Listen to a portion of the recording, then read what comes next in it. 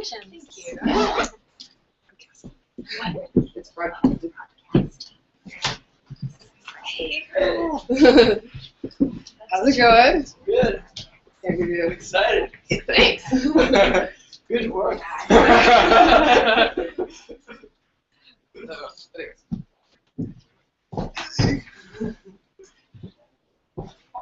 Last time I was here was for a Daphne Color lecture. One place Daphne Color. Last one with this room. That's actually the last time I was here too. It was 228. Yeah. It's cool. Big moment. Exciting.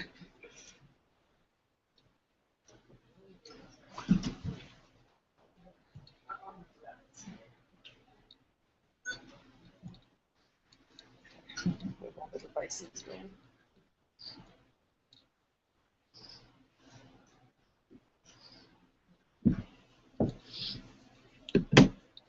You want me to just check whether you're in the shot and all that? Yeah, that'd be awesome.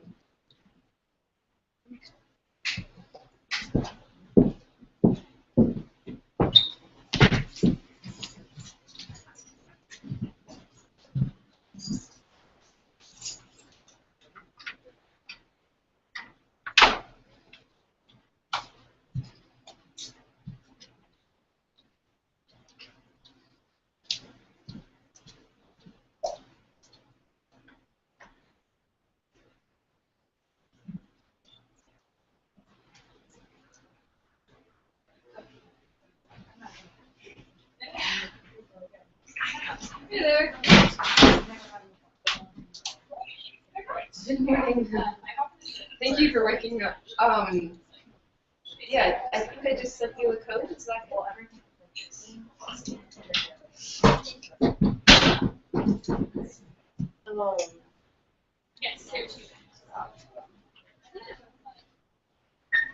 Alright.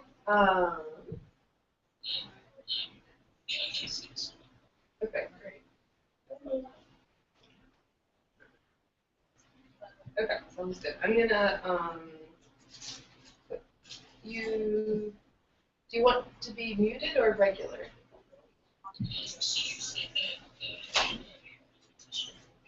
Yeah, exactly. So the first hour I'll just talk.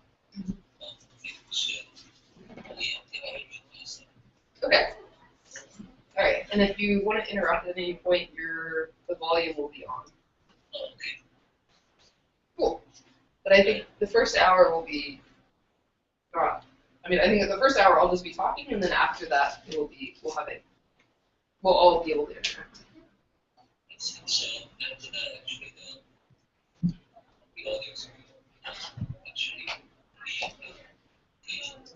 Yes. Yeah.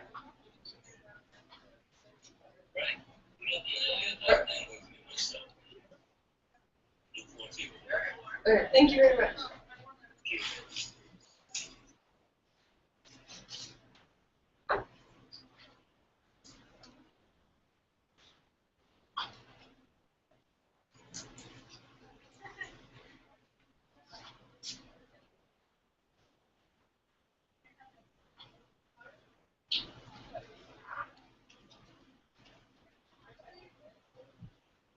So if I put it here, I can get you. If I put it here, then it's more just the slides. Okay. Do you see me at all? I see you when you're here.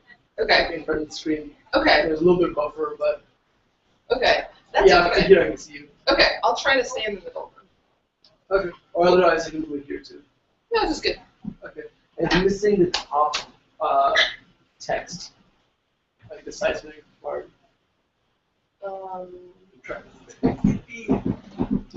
Yeah, we're asking transportation.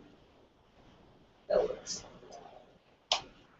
Ideally, maybe I can get a book or something. Put on top of slide. Actually, can I use this? Yeah, that's cool. Hey, Tom. Hey. How's the laptop?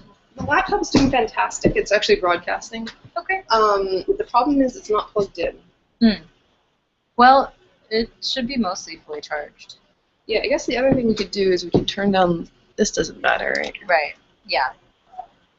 Because you just need to get that. I can close out of some other programs too. I tried closing out of some because they were. Excessive. I don't need to be on Weblog. I don't need to be on Google Calendar or Stanford email or even, no, I'll leave Gmail just in case. Is there anything else that's open? I'm recording. Okay, yeah, that should be fun. Fantastic. And maybe Yeah, I guess it's not going to reach without extension cord. Yeah, I brought an extension cord, but it only has 2 prong, not 3 prong. Just kind of. How's is yours 2 or 3? Mine's 3 and it's It's too bad. Thanks. It's on positive. You know? Oh, it's paused? Yeah. Oh, can we record? Yeah. I'll forget otherwise.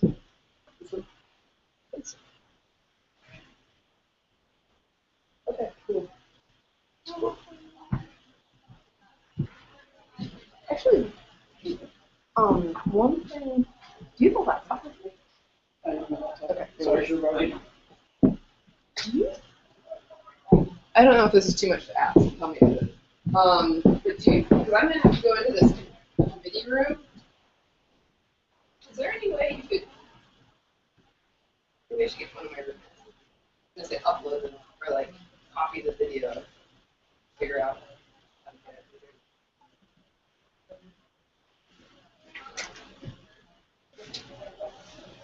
it. What kind of video do you need to upload to someone else's laptop? Just video off that recorder, the camcorder. I have to record it to watch the recorder to the library. So let me ask. I think it might be easier if it goes on my laptop. Hey, how's it going? Good. How are you? Thanks for coming. Sure. Yeah, you can sit wherever you want. I have slides for you. You're manning the camcorder? Okay. In that case, I'll.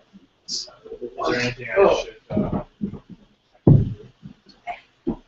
I think you just like make sure that like crazy things don't happen. As I understand it, the chair's role is to like our group just meets and make sure Okay. things are following the rules of the university or Are you in Mahalia? Yeah. Same program? so, Okay. work for you. Yeah. Yeah, you go ahead and sign it.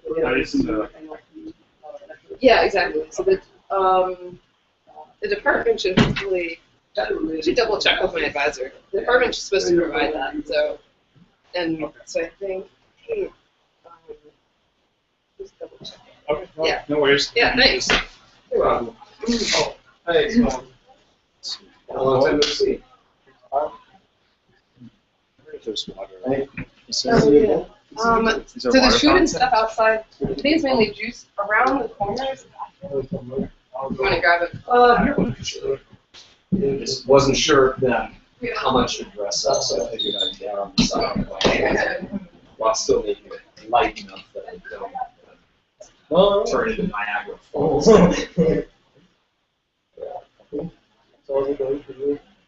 All right. Trying to figure out what's next. Oh, okay. Finally finished my own PhD a few months back. I went traveling for a while. Got back a month ago. Okay. Yeah, I'm not sure what's next.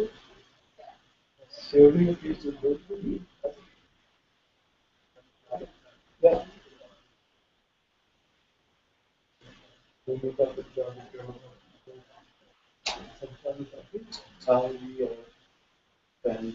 Well, I saw Austin. Or was it on Saturday? Yeah, he lives here in Palo Alto. Okay. And he works at Tesla. Oh, okay.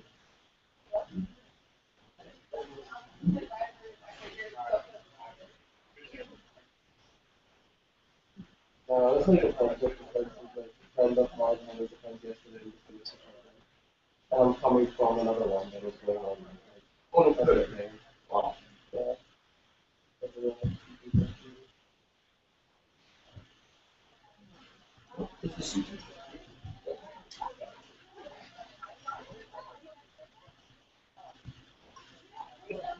a very disorienting picture. Yeah.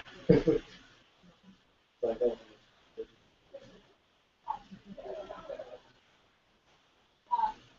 Yeah, for a sec I thought it was a parody of something like Inception. yeah. I wonder if it's an actual picture now. I think it is. Oh, it's still a picture. Yeah. Yes. Presumably Mahalia, yes.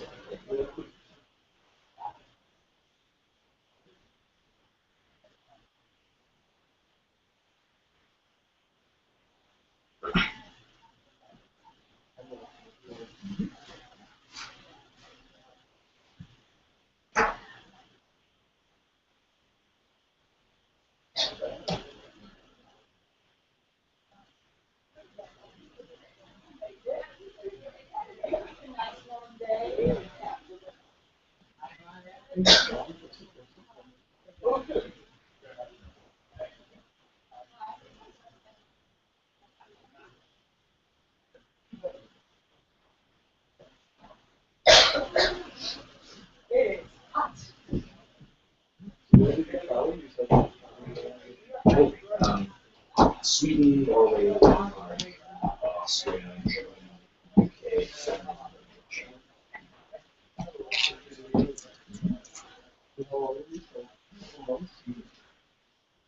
8 weeks.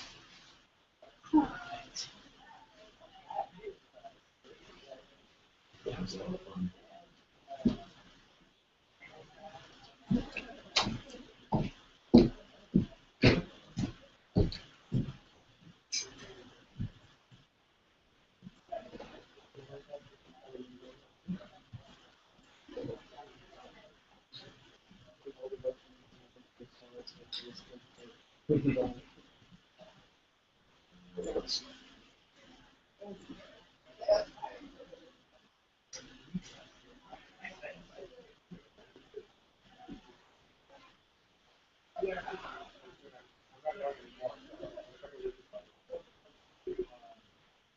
Should have brought my water bottle.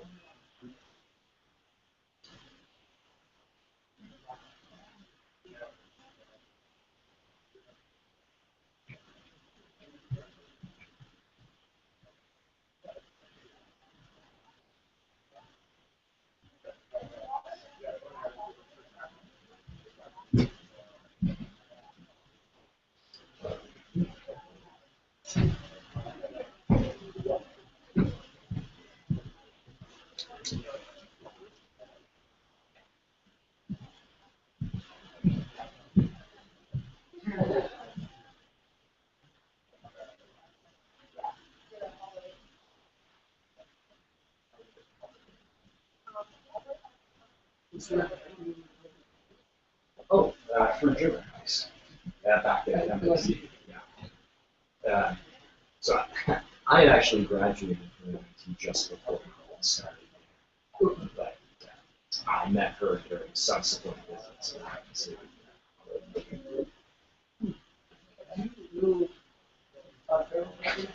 no. He's worth a shot. Yeah. It's cool. I'm really by the way also.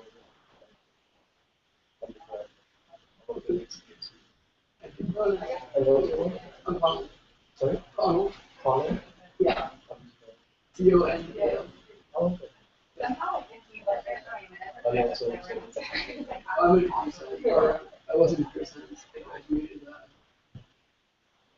3 years ago. You don't know what about courses that we did that part of the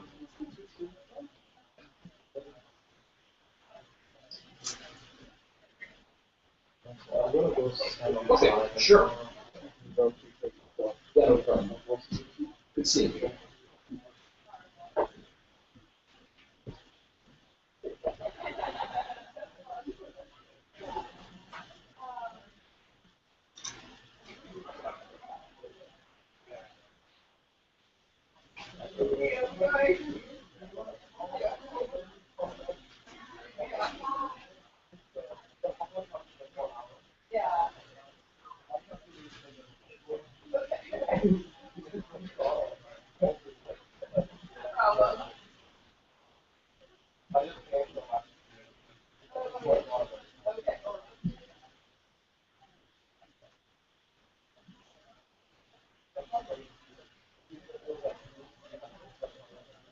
I know, right?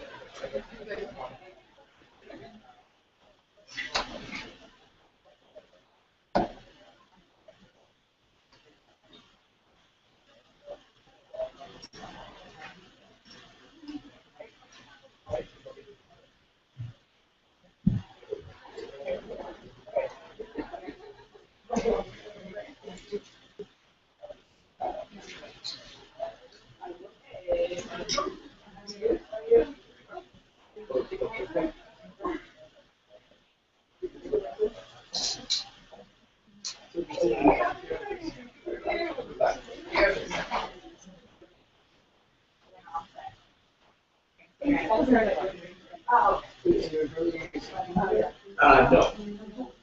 I no. In fact, I already did a PhD in accounting.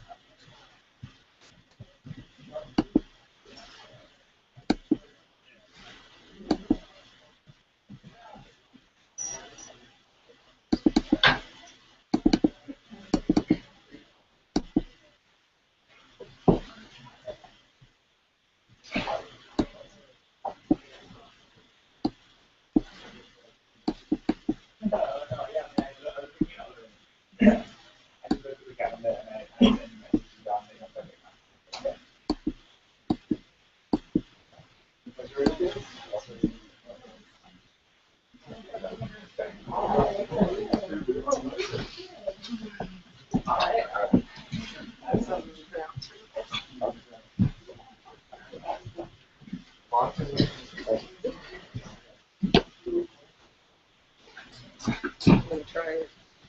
Hopefully one of these works. What? Oh, the cameras. Oh, I see.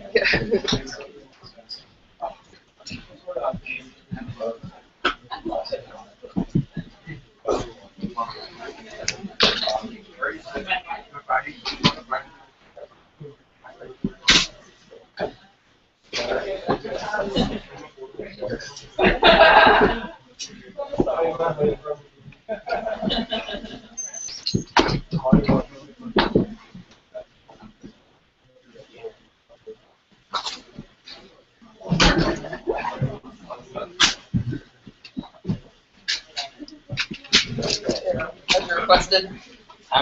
Thanks.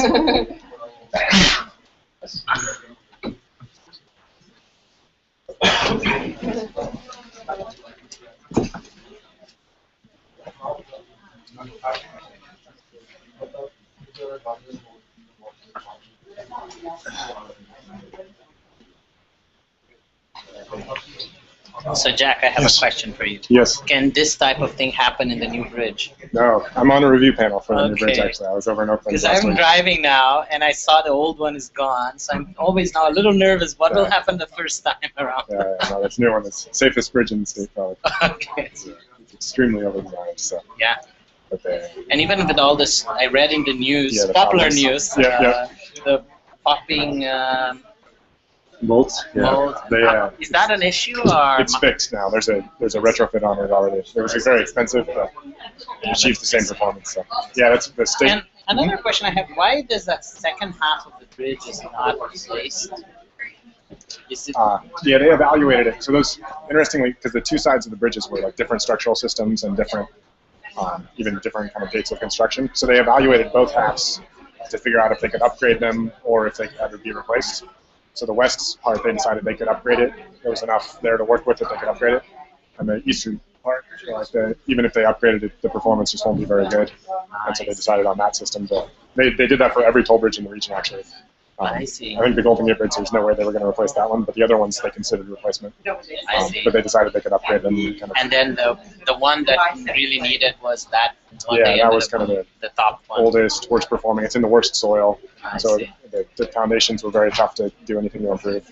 And also a lot of traffic, I guess. Right? Yeah, it's the busiest bridge in the I think it's the busiest bridge like east of New York or something, or west of New York. The other kind of thing I read was some guy had done this, or I don't know, the state was sponsoring an early warning system that gives you like 5 minutes warning. Do you think that is like useful? It's definitely not 5 minutes warning. It'll be a few seconds. But, okay. So that one doesn't help, right? If you're in the bridge, you're in the bridge. No, you're not getting off the bridge. Yeah, for sure. All right. Do you want to say anything? Okay. Great. All right. Good afternoon, everybody. Let's get started.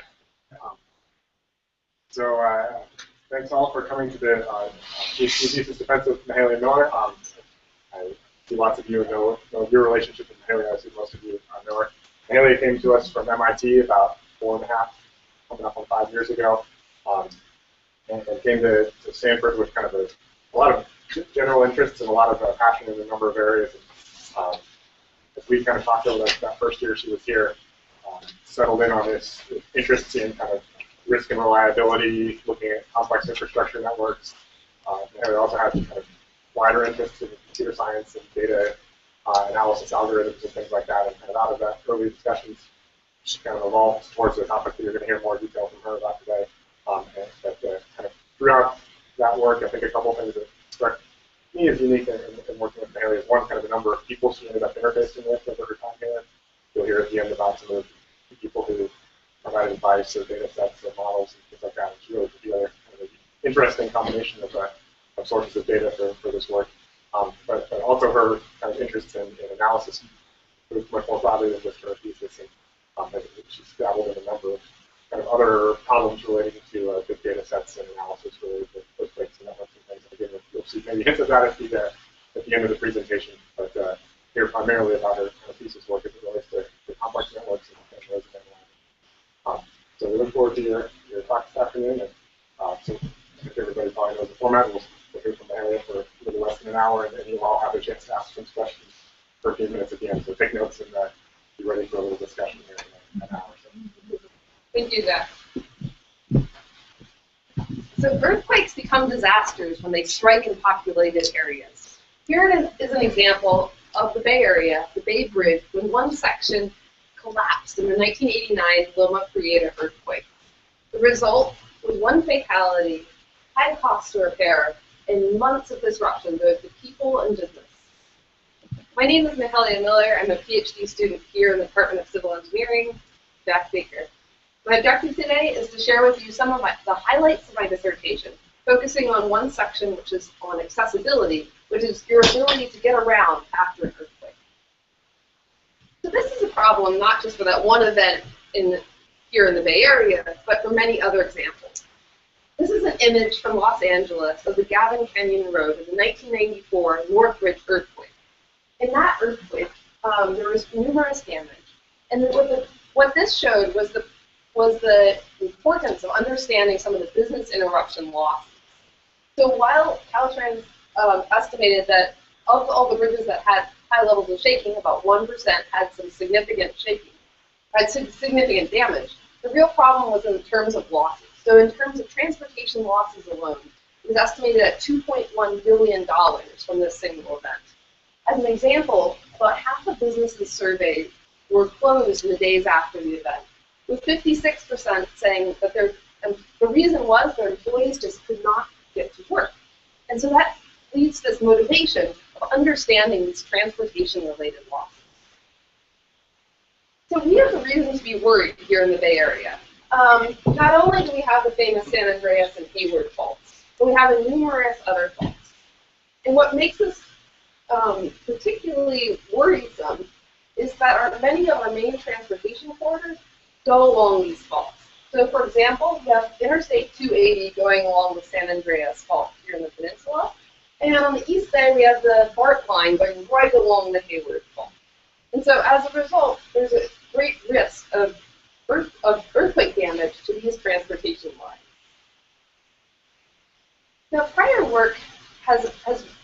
started working on this problem. I'm not the first one to think about it. So the work has been divided into three main areas. We call them analytical methods, scenario-based, and event-based. So analytical are thinking in terms of closed-form distribution, so mathematical functions.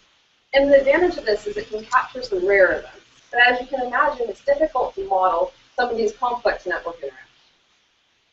That leads us to scenario-based assessment, which are probably the most popular method used in practice. And this enables us to study models of greater size that are more realistic and more depth.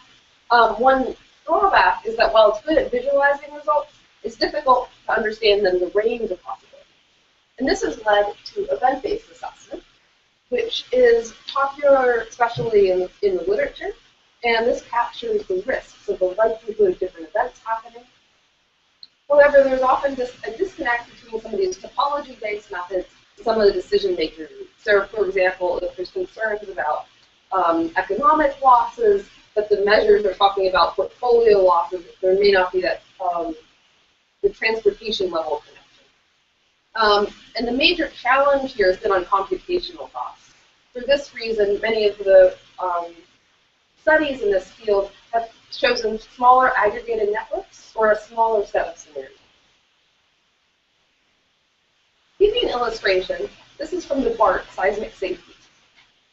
So you see here, this is the San Francisco Bay Area, Stanford, right here. And the red indicates higher levels of shaking. So this is for a possible future event. Now BART took this scenario, and they then looked at how their structures would perform. So each of these dots represents one of the structures they considered. The classic style is sort of that concrete wishbone holding up the tracks. And as you can see, in that one single event, in green are the piers that would be okay. In red are those that would have some damage. And the retrofit program is to ensure that these are all green dots. The problem is, as you can sort of imagine, based on that picture with all the faults, this is just one event. There's a whole range of other possibilities. And so my aim is to help provide some of the computational tools so they can expand their analysis.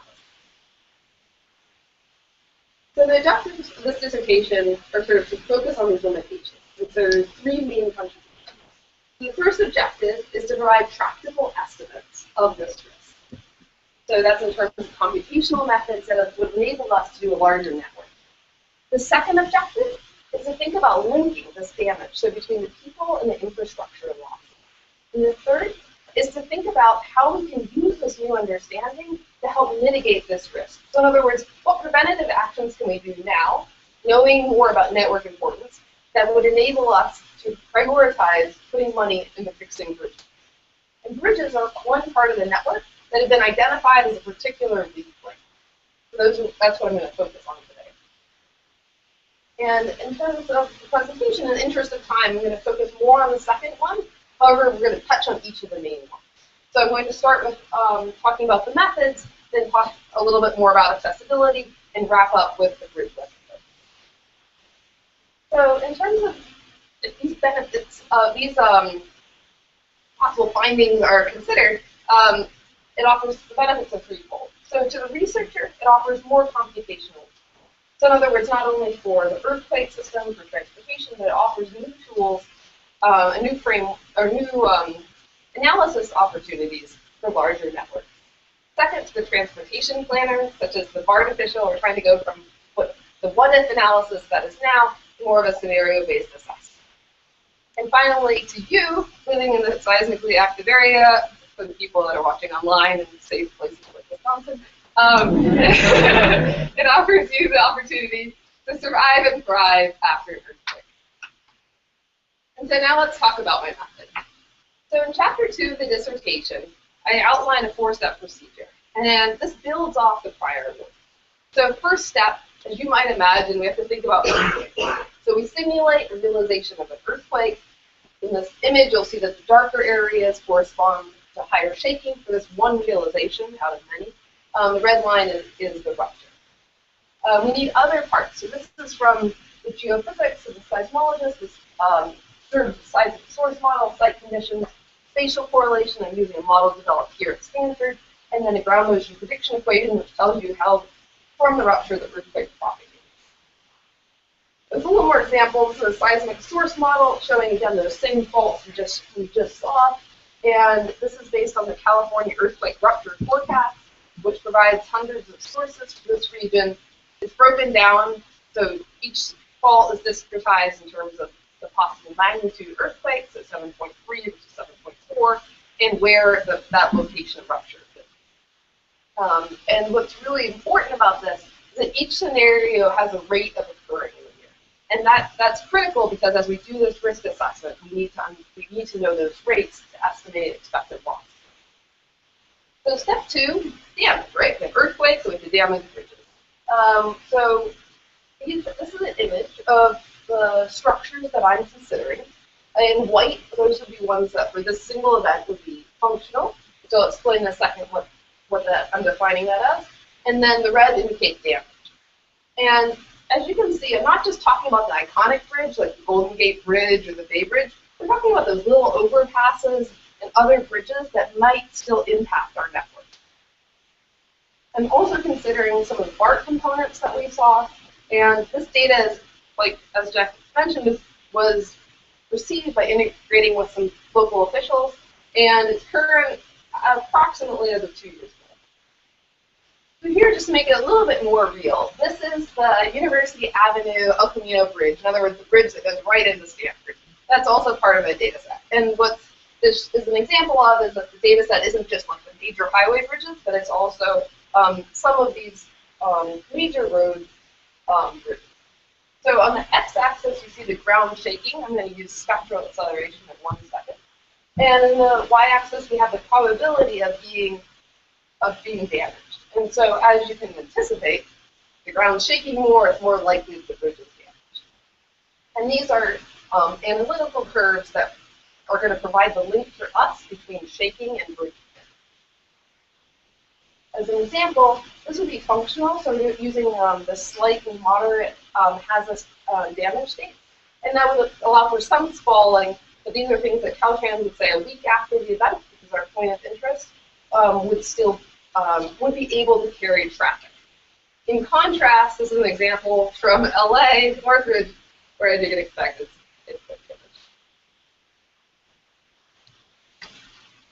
all right, so we have the components damaged. Now we need to understand what happens to the network.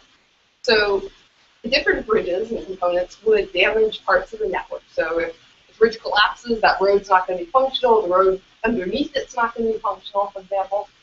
And then after that, we then see what happens to the performance of the network. So this has been something that's been done in the literature called travel time delay. And that basically, the darker red lines would be roads that have more delay, more congestion. And what is a contribution of this work is that I'm considering about more interdependencies. So for example, this is a picture taken by an intern writing to Caltrain, and it shows that she marked points where, for example, if this highway bridge were to be completely, were to collapse, it would also sever the Caltrain track. So in other words, these interdependencies between the networks. And to enable that traffic assessment, we introduce a model. So this is a model from the San Francisco MPC, which is our local planning organization. And they decide when to expand roads or maybe to poles on roads and things like that. A key difference over some previous work is that we're doing a variable travel model that's not simply just a multiplicative factor on existing demand, but instead it's based on agents who decide, well, it's going to take 3 hours to go to San Francisco, maybe I won't go get dinner there. So in other words, there's a varying demand based on the travel conditions. It's a large network of about 11,000 nodes, which represent road intersections, and then about 30,000 road edges, which represent the road segments between those intersections. And we have here the cars, but we go beyond that. So this is a network that has been studied in the past. Then we add on the BART components, Caltrain, Muni, so light rail as well as buses, ETA. This is showing the transit in general, because something that you might not have thought about is that the ferries could play an important role in like sort of redundant routes. And you then simulate travel between all these different households in these different zones. And these are called traffic analysis zones, travel analysis zones called TAs. And they're based on census tracts, so they're size by population. And what's really great about this is that we can get a very detailed analysis of what might happen in terms of people's behavior after the earthquake. And actually, this model has never been applied to disasters before, and so it's used for these normal planning, and so that actually required many steps to get it to be stable. But it does work, and it takes about 6 hours to analyze, which is significantly better than what they gave it to me. It's about 24, but it's still really slow. And so to help with understanding more events, we developed a efficient travel model. And the efficient travel model is the same network. You probably recognize it already. And it uses something called iterative traffic assignment, which has been shown, for example, has been validated with some mobile data recently, San Francisco Bay Area. It's a good estimate of people's travel behavior after, or just in general, and I apply it to after earthquakes. And the result is that it's really quick. So we can do this whole analysis in about 20 seconds. You can already see it's like significantly faster. But what's really great about it is we can then distribute it. So it can be as fast as we really want it to be. The setup I have is less than half a second. And so the result is we can then start doing so many more scenarios than we're able to do previously. Now, in terms of what this model enables us to go, so up till now it's been the common procedure. But then we go one step more. And so we then try to provide engineering-related damage. What's the impact on people? And that's where accessibility comes. So this provides unique data based on surveys from urban planners of where people want to go, which do they prefer to bike or drive, and all this data comes together. And again, it's between TAZs, people are further segmented in terms of income class, and for example, the ratio of cars to workers. So it provides a fine level of detail where you as an individual would fall into one of these segments, and then you could estimate the impact to you based on that. And so the result is we have here this 4-step sequence. So we have the earthquake, the damage, what happens to the roads, and then this impact more on the people. So I'm going to use this framework in the upcoming slides, and this is showing one scenario, but then we keep expanding. So that's the one scenario there, between the earthquake scenario, ground local potential map and damage. But then we spread it out. So that was that event-based method that we talked about in the beginning. And what's different about my method is I offer some different performance measures here, as well as some different types of networks to consider. So not just roads, but we expand it to transit also. And the reason we want to do all these events, so we think, okay, well that was awesome. We had one event, we could see it, it was beautiful, right? Pretty pictures, we visualize it. But we want to go, the reason we want to do more is because we want to understand the expected losses. And so one thing that's common, in insurance agency and in the literature is understanding, for example, the annual rate of loss. And this is just, it's a sum of the annual rate at each event, and you sum it up only if that damage map exceeds some threshold of incident. So we say, oh, it's 2 hours of travel delay, and that's unacceptable, and so we're going to sum up an event whenever that happens. And the result, we can get this annual rate of loss, because that's what we're going to talk about today. To calculate that, we follow the following procedure.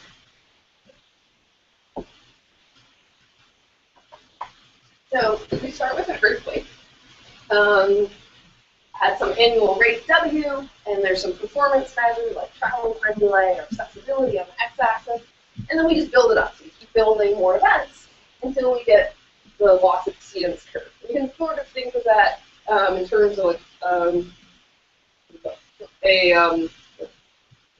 so it's in rates, but it's kind of analogous to a CCDF. So we have this idea of what the loss exceedance, we're estimating it. But the problem is, remember how that model is really slow? So the detailed model takes longer. So it's not feasible to do hundreds of thousands of events. And so what we introduced then in Chapter 3, or what I introduced in Chapter 3, is an optimization-based procedure to select a subset of those events. And not only is it a subset selection problem, it's also re-weighting these different events so that they approximate that original curve. So I'll walk you through that. So, for example, this is that same event that we just talked about. It now it has a new weight. We select some subset K, and we get some estimate. And we show in that chapter, in the corresponding journal paper, that we can get a reasonable estimate of the performance of the extensively sampled set. And this is great because now we can choose a smaller set to analyze with a lot of depth, but still enable it to be a probabilistic assessment. And so, here it is.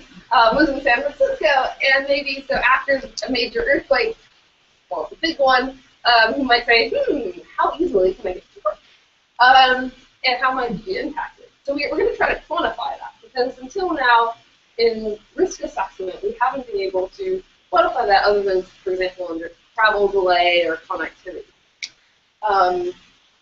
There hasn't been the use of accessibility yet within earthquake engineering.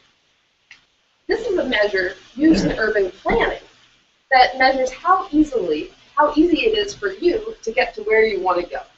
So in other words, in equation form, the accessibility of an agent, that can be thought as a person in the model, is just a sum of the possible choices they have. And I'll explain in a second what choices are. And it's utility, so that's in terms of the time or cost of getting to a different destination. And so we sum that up to get an accessibility number. So this might be, for example, the different choices would be, well, should I take a Caltrain to Stanford? Or maybe I should work from home because it's going to take 5 hours.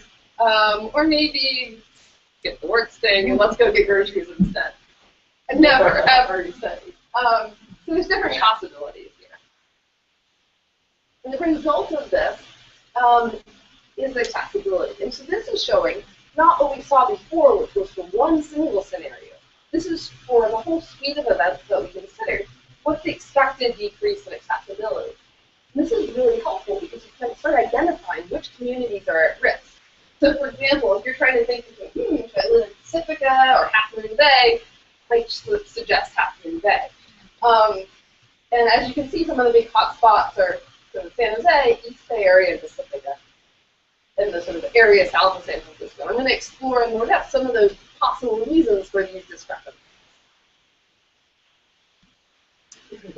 So as an example, I'm going to focus on these 3 communities, Pacifica, Danville, and sort of downtown San Francisco. Pacifica and Danville representing examples of being bad, are more at risk compared to the other regions. And San Francisco presenting an example of being predicted to do well after some of these events, in terms of people, again, ability to get around, their mobility. And this is a curve, so that's, again, this loss exceedance curve we saw earlier with those stacked bars. But this is in terms now of accessibility.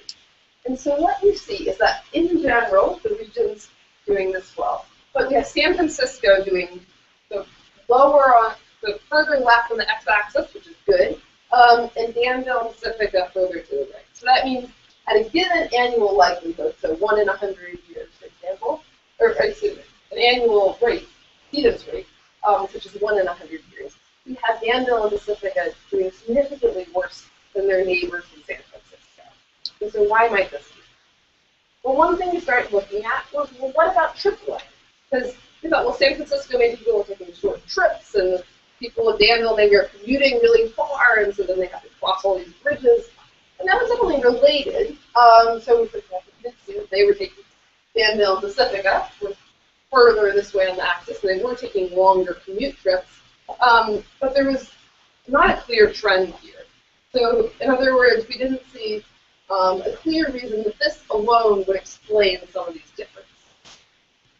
So we thought, well, what about income class? Because there's been a lot of research in this area, for example, urban planning, that has shown that some of the lower income individuals and households are expected to be at higher risk than some of their wealthier counterparts. And so we thought, well, how about that? Why don't we look at that? And what you see was, well, we had those huge differences when we looked at different communities. when we divide by income class and households with a certain income, the differences are tighter. So that in itself was not a key determinant. We then looked at how conducive a community might be to taking trips by foot. So in other words, if you're biking or walking, maybe you wouldn't get as impacted. A motivation for this is the Kobe earthquake in Japan, where there was a noted increase in non-motorized modes. That just means people walking or biking, which makes sense, right? If the roads are out and it's easy to walk to work, you're going to be less impacted. And we did indeed see a trend. So in the communities here that have higher percentages of trips by foot before an earthquake, we did see that they were also predicted to be less impacted by earthquakes. So this was great. This offered some explanation or some suggestion why San Francisco might be less impacted by some of those other communities that are not particularly conducive to, say, biking to work because people are commuting to another area or that's not part of their daily habits. Another thing that we thought about was the redundancy of roads. So, for example, global earthquake model, GEM, in Asia has pointed to the importance of redundant roads in reducing risk. So the idea is if one road goes out, you can take another road. And we see some patterns of that in the Bay Area. So, for example, Pacifica here is mainly on Highway 1 north and south. The problem is they have many bridges built in the 30s that are along this road. That's their main sort of entrance and escape route. But it would be more difficult for them to get to work if that road would be closed. In contrast, for example, Half Moon Bay, which has lower expected loss and accessibility, they have Highway 92, for example, if they want to get to Hanford to get to work. And so this is one example of a general pattern that we saw of some redundant roads leading to lower risk. Here at Half Moon Bay, people have main escape routes, or just simply ways to get to work, I should say. Pacifica only. The next thing we thought about was how does the transit impact this? So, for example, we focused on highways initially, but we have a sense that when say the road is damaged, you might be able to switch to transit.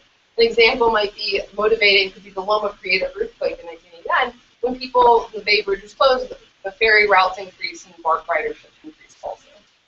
And in fact, we do see a trend with transit. And so, as you see, the x-axis is representing percentage of BART lines out, so that's just one example of the transit system. Other examples, like we saw at Caltrain, and the y-axis is the percentage of highway bridges damaged. And in general, as we go up the page, colors are getting darker, which is pointing to higher loss and accessibility, measured in useful, or dimensionless quantity, just representing how that value to the person of getting to where they want to go. But we also see another trend. So you can see from left to right, the colors are getting darker. So for example, if we look at two events here, we see that even though they have a similar percentage of bridges damaged, so that's the highway bridges damaged, they're getting way different accessibility impacts.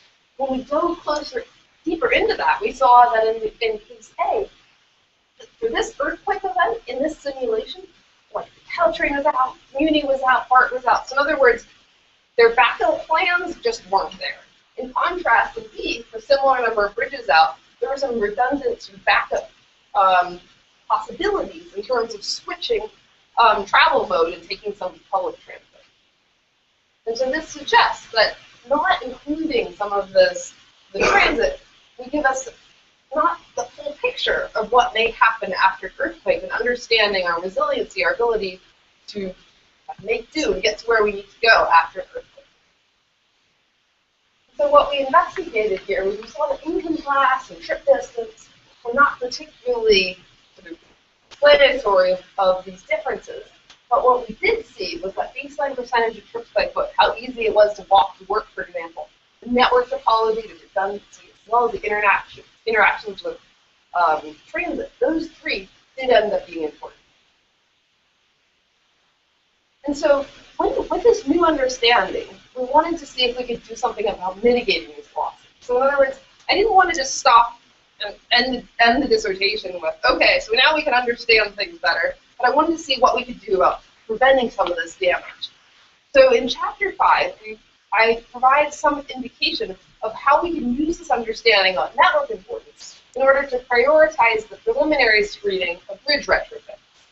And so what currently is being done in the state of California is looking at some different factors, some different indices. And one of those is the expected replacement or repair costs of that bridge. So each bridge independently, how much for a given level of shaking, so certain design choice, like certain level of shaking, so how much would it cost to repair? And let's compare all bridges at that level of shaking. This is really good because it will point out the bridges that are really weak. But you can imagine, if I'm cycling up the mountains and you go over some wimpy little bridge, nobody goes over it. Okay, like a lone sled looks like these. That's probably not so important. I'm claiming that my writing isn't that important. I agree. So you have some little bridges out on the edges. Another strategy, sort of recognizing that there's been some limitations there. For example, the Federal Highway Administration says, well, maybe you should consider network importance in the terms of the average daily traffic. So these are the bridges now recolored where red is more important, but which bridges are getting more traffic. So I can imagine those are the major highway 101 or 28, well, I guess more in the case of 101, and 80, for example, that might have higher traffic. But then this isn't considering seismic risk. And there's also been some topology-based methods in the literature recently, for example, trying to use Google's PageRank and trying to apply that to bridges, but then the connection there to the seismic risk is lost. And so I didn't want to provide just talk about risk, and I didn't want to just talk about network importance, but wanted to bring it together. And so that led to a proposed importance measure. We're calling it a composite importance measure. And it's an event-based assessment, so it's simulation-based.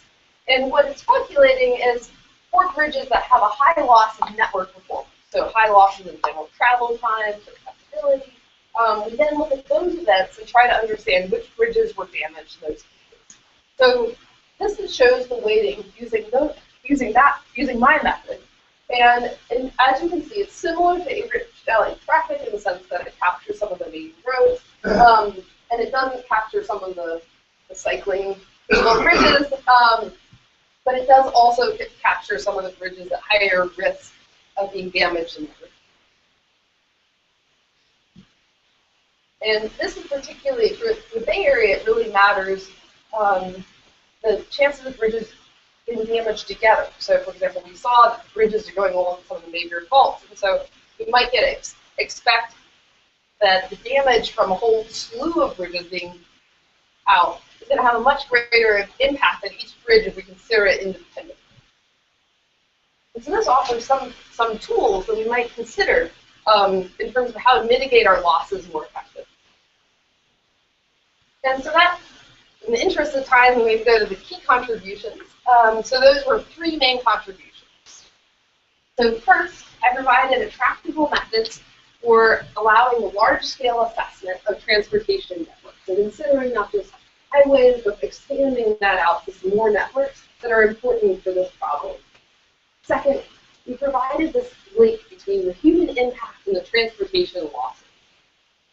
Third, I showed an automated framework for prioritizing these bridge retrofits, considering not only seismic risk, not only network performance, but bringing them together.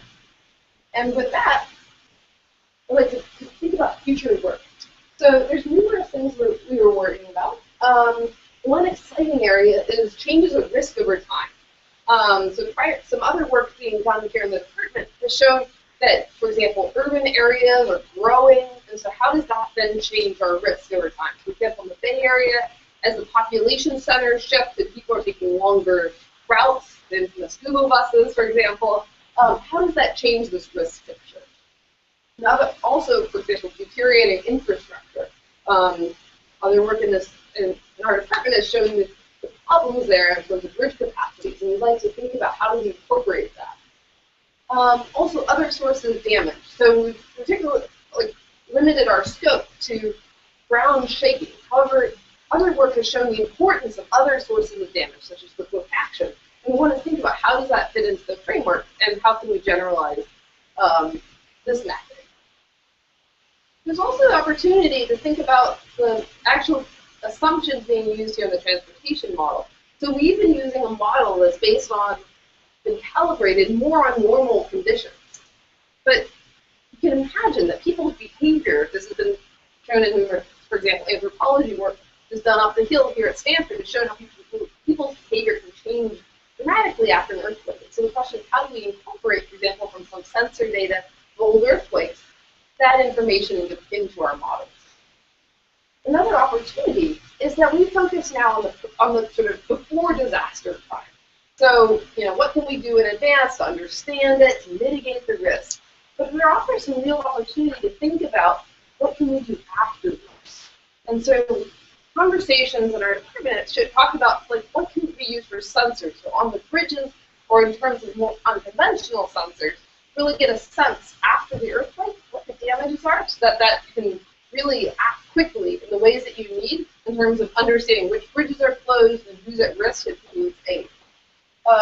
One example, carried by the chair, has been using Twitter, for example. This is an article that I co-authored where we showed that we could use tweets as one additional data source for providing estimates of what the earthquake shaking intensity is. And this offers a cool new spatial resolution than what was offered before. And so this is just one example, but I think there's a lot of cool opportunities for using some of these new data sets to these problems.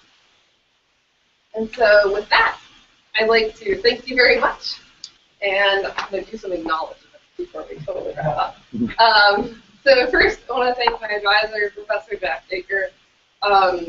He's been an incredible mentor, week after week, sort of gently, oh, you should try this, and patiently explaining to me how things work. And I think it really comes back to the undergrad advisor said, okay, you've been doing research, but we've been giving you problems. And I think Jack has allowed me to go from undergraduate research, just sort of doing what Nick said, into more of a researcher. And I hope that I can keep growing. And his example of just drive and hard work, I think really are going to motivate me as I go forward.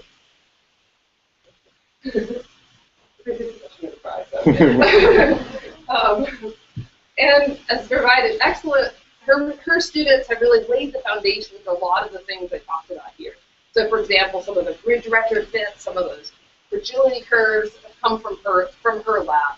And so she's provided a real inspiration on what could be done sort of with gradual work, what awesome things can be done to change the field. Junho Song, who's on Skype actually, is joining us from Korea. Was in Illinois, provided some interesting theoretical discussions about some of those closed form analysis, what's possible, what's not, and really has guided me as I explore some of the more machine learning techniques. My rest of my committee member, Percy Lang, who mentored me as part of the artificial intelligence class and provided more inspiration about some of the machine learning possibilities.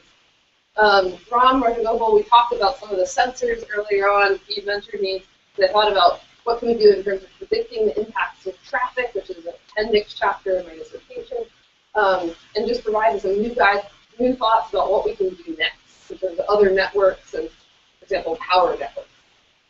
Then I'd like to thank my collaborators. So do them in order. So Kyung-Woo Lim and Nirmal Jaram, there was an early paper talking about some of the closed form methods that was done with Jack Baker, Professor Song, where I was lucky enough to get an award. Dan Connell, Yuri Gutputz, which we were talking about sentiment flow in log networks. And this was really instrumental because it allowed me to think bigger than the 100 nodes networks that I've been using here in civil engineering, and started thinking more about some of the bigger networks. So in other words, we're considering millions of nodes networks, and so it's just opening me up to some of the possibilities. Samuel here has been an awesome undergraduate research assistant. The cube model, I didn't talk about how painful that was. That was the high fidelity traffic model. But he was extremely patient through all the trials and tribulations on the frequent visits to Oakland to understand how to make that work. Doreen and Jessica provided some of that data sources in terms of where does transit impacted by different bridges, and they provided those links. Lynn and Reza were co-authors on the Twitter paper. Stephen Wu and I have been talking about earthquake early warning, and we have a paper draft on that. Chetan Gupta provided the paper and the patent or pending patents in terms of mining traffic. And that provides some of that inspiration for future work. And so, like, what can we actually use with sensors to inform some of these problems? In terms of major thanks to Dave Ory, the Metropolitan Transportation Commission, who's the one that provided a lot of the data. Tom Shantz, the research arm, head of research at Caltrans, also provides some of the data. Then I'd like to thank my funding sources. I would not be able to do this without them. We have the National Science Foundation through the Graduate Research Fellowship and the Engineering Innovation Fellowship, and then also the Stanford Graduate Fellowship and Tom Jones, who endowed my fellowship, and he was the former CEO of. And then to the Baker Group, getting back, who've been amazing friends and inspiration as their researchers, and I think Jack sent an email out to us after this event saying that our hard work and scholarship or something are set an example and we're well respected in the world. I'm butchering his lines, but he said it very eloquently, and I completely agree.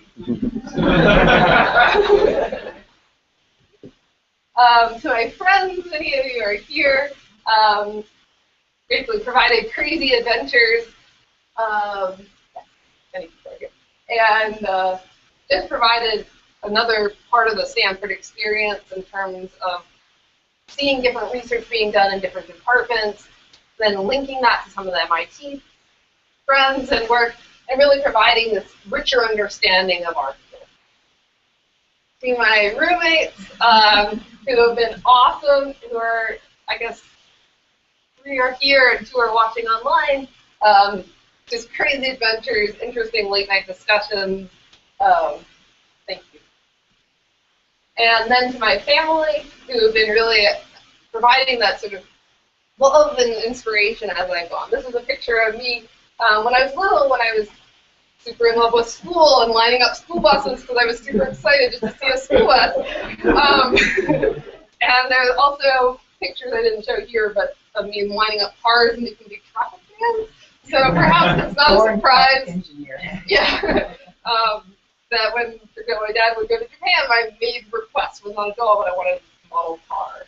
So perhaps it's not a surprise what my invitation was on. And to my boyfriend who's watching, who had his own exam today in Illinois, who's provided never-ending moral support. With that, I'd like to thank you very much for coming today and open it up to your questions. I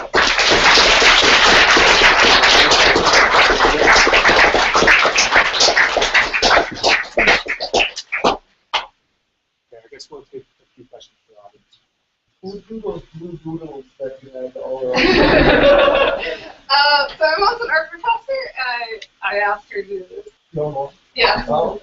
I then upgraded them because some people here had issues with some of the realism. For example, there was a computer head going through the computer screen going through someone's head that in the practice somebody objected to. So I improved the job to satisfy the engineer side of us.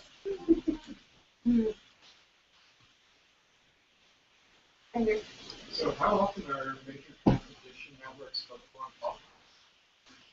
Well, I mean, you can think that in urban areas that are in the seismic zones, it's only natural that they're going to be in the vicinity.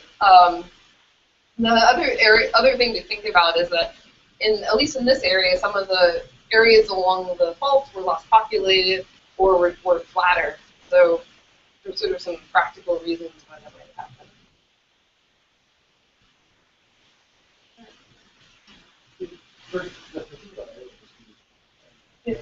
Yeah. There are a lot of drones that are important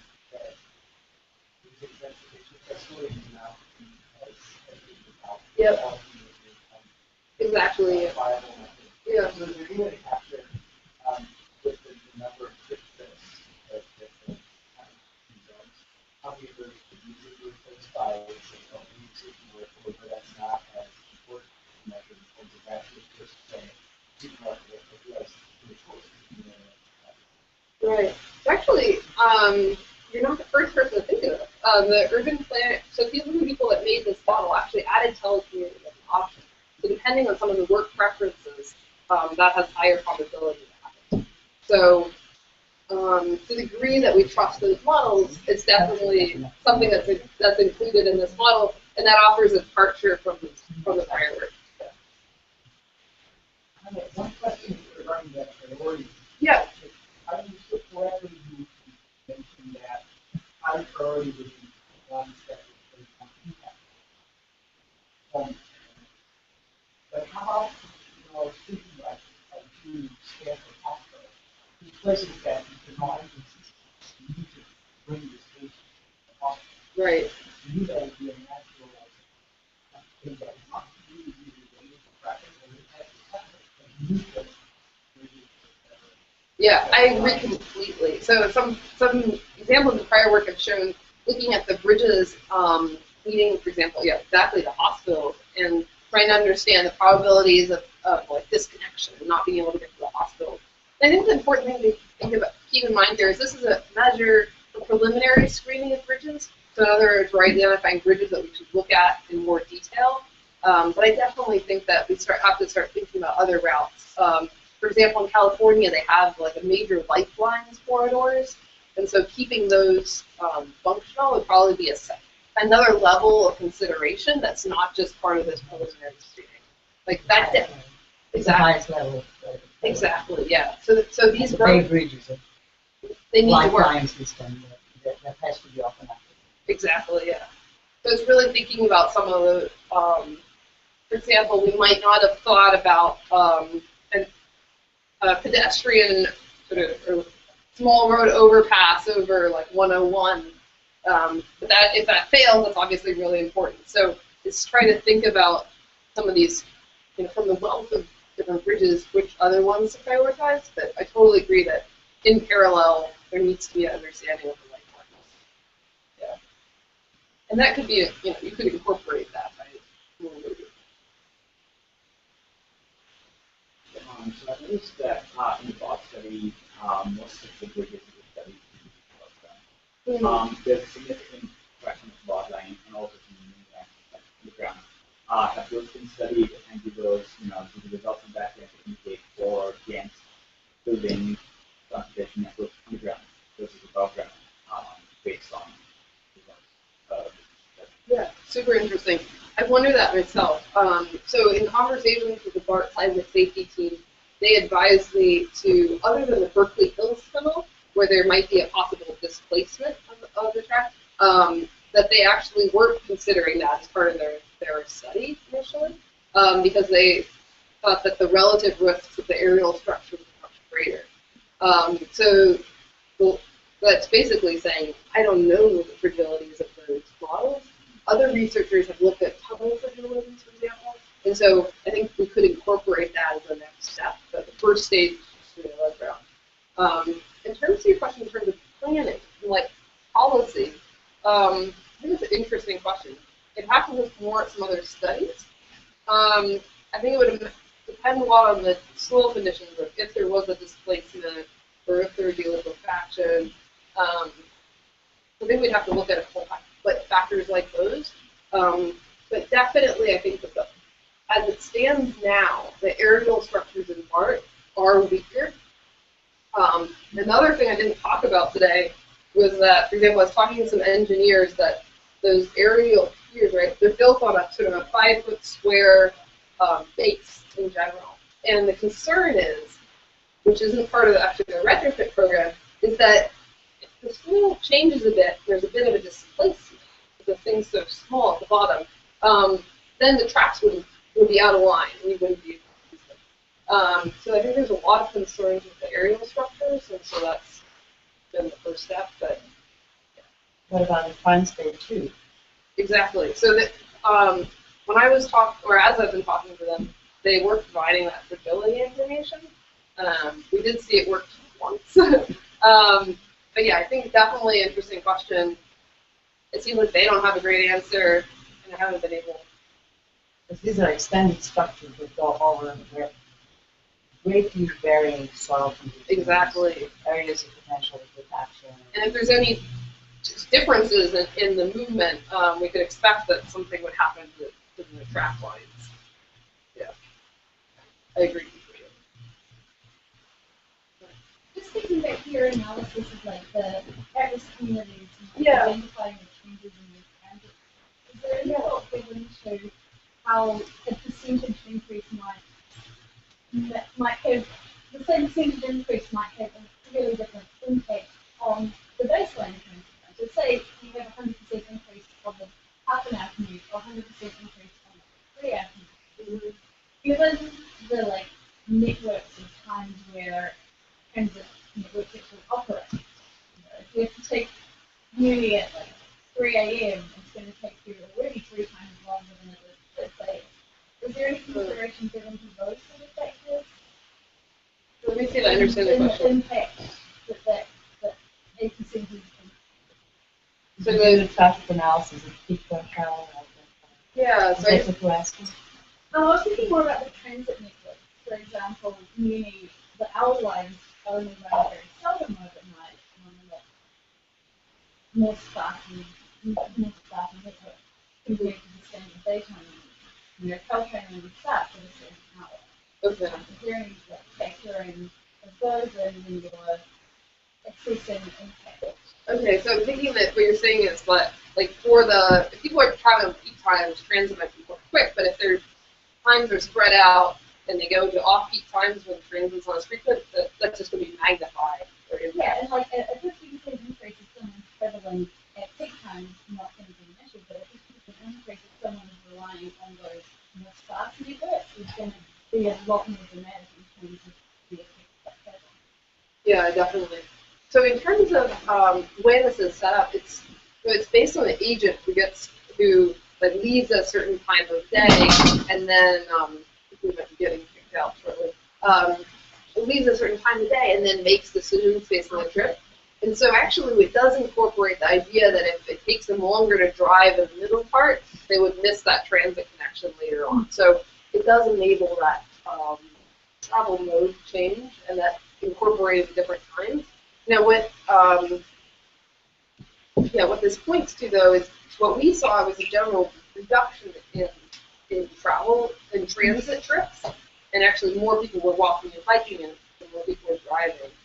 And so that'd be interesting to explore. And part of the time, or part of the reason is extending into these less frequent times. Yeah, good question. Yeah. I don't know if I missed this earlier on, but like, can you reinforce those structures? Yeah. Like, probabilistically, what's the standard? Like, it's going to survive a big one half the time, or like, what magnitude can you withstand for like a bridge, and what percent of the time do you expect it to still be a green dot after you like reinforce the structure or maybe?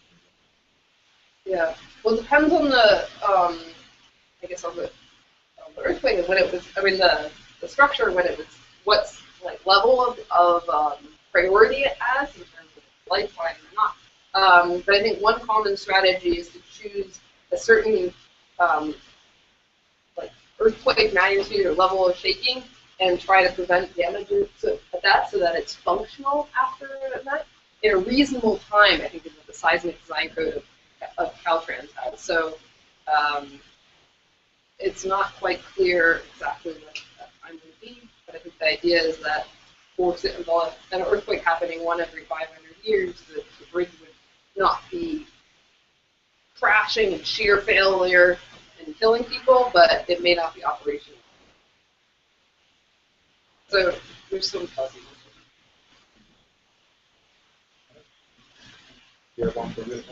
Yeah. You want to graph with glass probability versus shaking. Yes.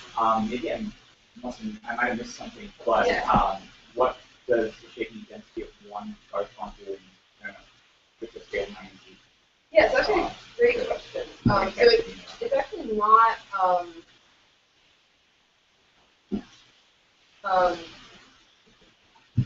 Sorry. I guess we know what the curve was. So it actually isn't exactly like a magnitude doesn't equal one of those numbers. It's percentage G. So in other words, it's in terms of it's acceleration versus g. And you can think about that. This was a question, for example, if they did actually CA training. And they said, well, this building can handle a magnitude 7 earthquake or something. Well, it depends on where that earthquake is. So if you can imagine, if the earthquake's farther away, the shaking is going to be less than where you are. So it's not exactly magnitude or not magnitude. It's more a function of the level of shaking.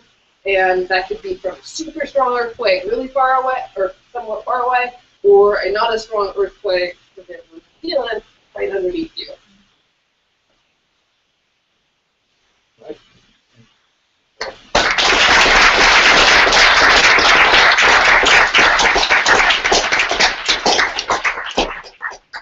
Thank you.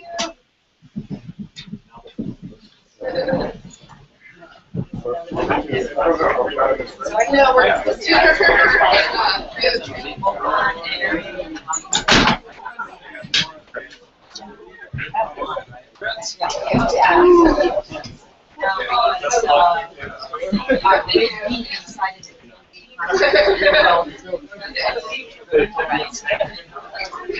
Then we were going to get more classes in one, but they didn't do that at very different time. And then we were going to have more classrooms. There were no classrooms. Yeah, there's no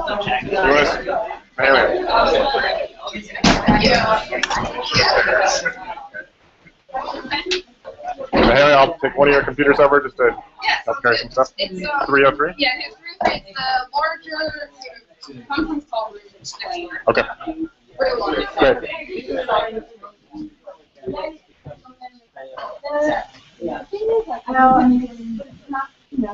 Great. I don't know if these are ours, actually. Apparently there's another event in here. I didn't realize. Where are we going to go So 303, I guess she said it's like two doors over. So here's our stuff. Uh-oh.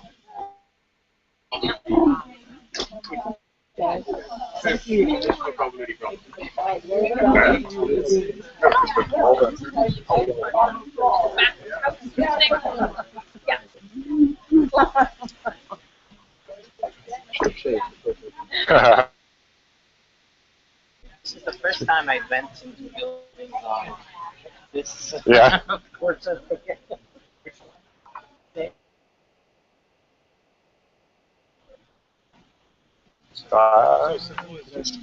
Which Y2E2. all the way at the other side. So this was just like a I think just available rooms at mid-afternoon is limited.